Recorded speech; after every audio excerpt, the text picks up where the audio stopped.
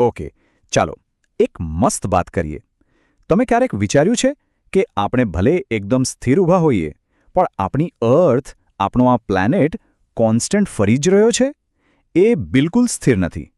Actually અર્થ એક જ time પર બે અલગ અલગ કોઝમિક ડાન્સ કરે છે. તો આજે આપણે આ બે અમેઝિંગ મૂવમેન્ટ્સને સમજીશું. પણ એ મૂવમેન્ટ સમજતા પહેલા એક સિમ્પલ સવાલ. રોજ સવાર પડે છે, રાત પડે છે, પણ કેમ? આપણે ડે એન્ડ નાઇટ એટલે કે દિવસ અને રાત કેમ અનુભવીએ છીએ? આ સવાલનો જવાબ અર્થના એ જ બે ડાન્સમાં છુપાયેલો છે.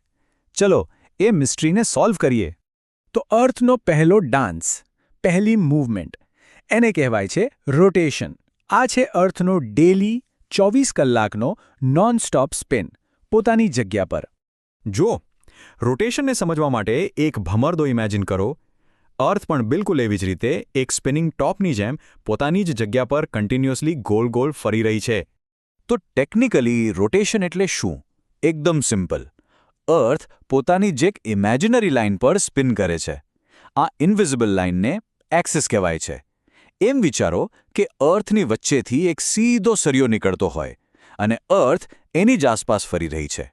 અને આ એક આખો સ્પિન, એક પૂરો ચક્કર પોતાની એક્સિસ પર પૂરા કરતા કેટલો ટાઈમ લાગે? એક્ઝેક્ટલી 24 કલાક. ના એક ઓછો, ના એક વધારે. એટલે જ આપણો એક દિવસ 24 કલાકનો હોય છે. અમેઝિંગ, નહીં? તો યાદ છે આપણો પહેલો સવાલ, ડે એન્ડ નાઇટ કેમ થાય છે? લો, આવી ગયો જવાબ. આ જ 24 કલાકના સ્પિનના કારણે જ આપણને ડે એન્ડ નાઇટ અનુભવીએ છીએ. જ્યારે અર્થનો કોઈ ભાગ સન સામે હોય ત્યાં દિવસ, અને જ્યારે એ જ ભાગ ફરીને સનથી દૂર વયો જાય ત્યાં અંધારું, એટલે કે રાત. એકદમ સિમ્પલ. ઓકે, હવે વાત કરીએ અર્થના બીજા ગ્રેન્ડ ડાન્સની, જેને કહેવાય છે રેવોલ્યુશન. આ અર્થની સનની આસપાસની એક લાંબી, આખા વર્ષની યાત્રા છે. હવે જુઓ, અર્થ પોતાની જગ્યા પર નથી ફરી રહી. હવે એ સનની આજુબાજુ એક મોટો ચક્કર લગાવી રહી છે. જેમ આપણે મંદિરની પ્રદક્ષિણા કરીએ ને, બસ એમ જ. તો રેવોલ્યુશન એટલે સિમ્પલ ભાષામાં અર્થનું સનની આસપાસ ટ્રાવેલ કરવું, અને એ પણ એક ફિક્સ રસ્તા પર જ. આમ તેમ નહીં, આ ફિક્સ રસ્તાને જ ઓર્બિટ કહેવાય છે. તો અર્થ પોતાની ઓર્બિટમાં સનને રિવોલ્વ કરે છે. અને આ આખી ઓર્બિટ, આ આખી જર્ની પૂરી કરતા કેટલો સમય લાગે? પૂરા 365 દિવસ. બરાબર? એક આખું વર્ષ. તમારો એક બર્થડેથી બીજા બર્થડે સુધીનો ટાઈમ. અને આ 365 દિવસની લાંબી જર્નીનું રિઝલ્ટ શું મળે? સિઝન્સ. આપણો ઉનાળો, ચોમાસું, શિયાળો બધું જ આ જ રેવોલ્યુશનને લીધે છે. અર્થ જ્યારે પોતાની ઓર્બિટમાં અલગ અલગ જગ્યા પર હોય છે, ત્યારે સનની એનર્જી તેના પર અલગ રીતે પડે છે, અને એનાથી જ સિઝન્સ બદલાય છે. તો હવે આપણે અર્થના ડેલી સ્પિન અને યરલી ટ્રીપ બંને સમજી લીધા. પણ હવે આવું કરીએ, આ બંનેને આમને સામને મૂકીએ.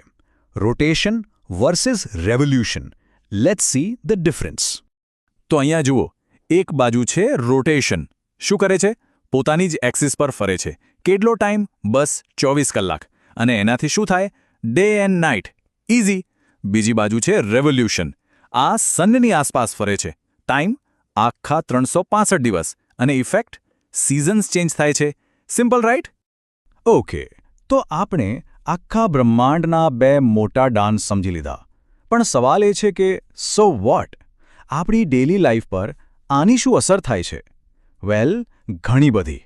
વિચારો જરા, જો રોટેશન ન હોત તો આપણો દિવસ જ ન હોત, અને જો રેવોલ્યુશન ન હોત તો આપણું વર્ષ જ ન હોત. આ બંને જ આપની લાઈફની રિધમ સેટ કરે છે. અરે, તમારી સ્કૂલ, તમારા ફેસ્ટિવલ્સ, તમારા સમર વેકેશનની રાહ જુઓ છો ને, એ પણ આ જ રેવોલ્યુશનને લીધે છે.